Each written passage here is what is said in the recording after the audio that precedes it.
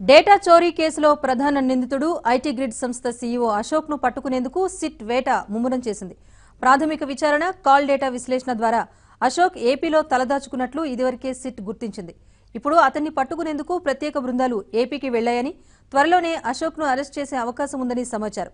ఇప్పటికే 3 సార్లు నోటీసులు జారీ చేసినా అశోక్ విచారణకు హాజరు కాకపోవడంతో తప్పనిసరి పరిస్థితుల్లో అరెస్ట్ చేసేందుకు సిట్ నిర్ణయం తీసుకుంది.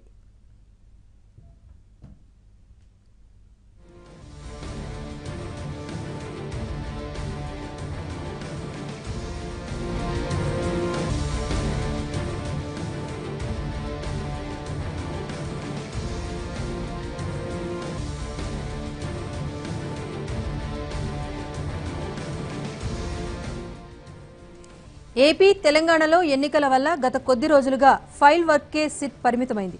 తాజాగా ఎన్నికలు ముగియటంతో దర్యాప్తులో దూకుడు పెంచింది. పోలీసులు స్వాధీనం చేసుకున్న హార్డ్ డిస్క్ ప్రాథమిక విశ్లేషణలో పెద్ద మొత్తంలో ఆధార్ సమాచారం ఉన్నట్లు తేలిందని, పూర్తిస్థాయి విశ్లేషణ చేపట్టాల్సి ఉంటుందని ఎఫ్ఎస్ఎల్ నివేదికలో పేర్కొంది.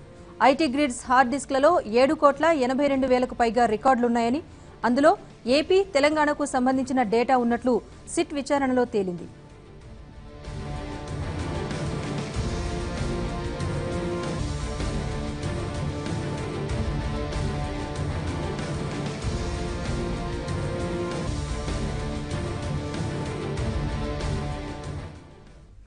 CIDR state resident data hubs లో మాత్రమే ఉండాల్సిన డేటా పెద్ద మొత్తంలో ఐటీ గ్రిడ్ సంస్థకు ఎలా వచ్చిందని అధికారులు ఆరా తీస్తున్నారు.